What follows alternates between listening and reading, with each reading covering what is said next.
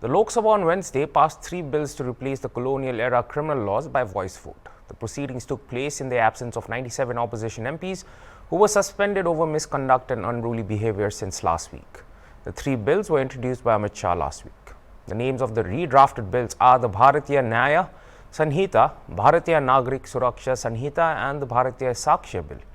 These bills will replace the Indian Penal Code 1860, the Code of Criminal Procedure Act 1898 and the Indian Evidence Act of 1872 respectively. Shah said the bills were framed after consultations. He said he had even gone through every comma and full stop before they were tabled in the Lok Sabha. He said the 3 bills will establish a justice system based on Indian thinking. Shah said the existing laws reflect the colonial mindset of punishing for a crime but not doing justice. Home Minister Amit Shah in Lok Sabha said, for poor, the biggest challenge to get justice is the financial challenge. For years, Tariq pe Tariq kept going. Police hold the judicial system responsible, the government holds the police and judiciary responsible. The police and judiciary hold the government responsible for the delay. Now we have made many things clear in the new laws. While replying to a debate on criminal law bills in Lok Sabha, Home Minister Amit Shah said that those who harm the country will not be spared. मान्यवर, इस देश में न्याय प्राप्त करने में सबसे बड़ी बाधा है तो गरीबों के लिए तो आर्थिक बाधा है, मगर हमारे संविधान ने इसकी योजना बनाई। गरीब से गरीब व्यक्ति को शासन के द्वारा वकील भी दिया जाता है, न्याय भी मिलता है, परंतु न्याय मिलता ही नहीं। कल ही मुझे माननीय रक्षा मंत्री में बिल पेश कर रहा था, बता रहे थे 2003 में कोई एक्सीडेंट हुआ था, इसका साक्षी का सेवन 2023 में कल ही माननीय रक्षा मंत्री जी के साथ आया। सजा कब होगी वो तो अभी किसी को मालूम नहीं। माननीय सालों के सालों तक तारीख पे तारीख, तारीख पे तारीख, तारीख पे तारीख पढ़ते रहते हैं। पुलिस न्यायपालिका को दोषित करती है, सरकार पुलिस और न्यायपालिका दोनों को दोषी करते हैं, और पुलिस और न्यायपालिका बैठती है तो सरकार को दोषित करती है।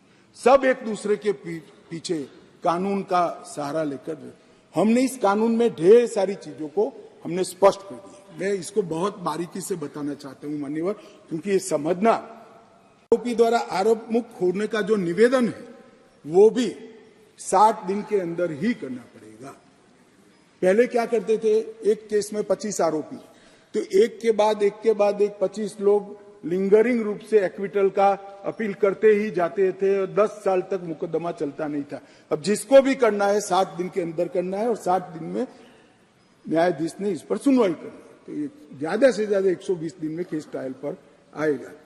प्ली बार्गेनिंग के लिए भी समय नहीं था, अब तय कर दिया है। आरोप तय करने के 30 दिन के अंदर ही आप आपके गुनाह को स्वीकार कर लोगे तो सजा कम होगी। प्री बार्गेनिंग 30 दिन के अंदर समाप्त करना पड़ेगा।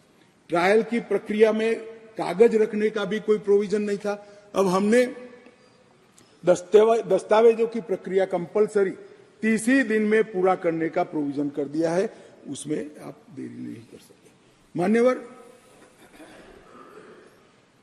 ट्रायल इन एब्सेंसिया का भी प्रोविजन किया है। कुछ लोग इस पर आपत्ति ले सकते हैं, मगर मैं आज कहना चाहता हूं, इस देश में ढेर सारे मुकदमे, देश को हिला देने वाले मुकदमे, चाहे बम्बई बम ब्लास्ट हो या कोई, और वो लोग पाकिस्तान में या कहीं और देशों में शरण लेकर बैठे हैं, ट्रायल नहीं चलती है। मान्यवर, अब इनके यहां आने की जरूरत नहीं है।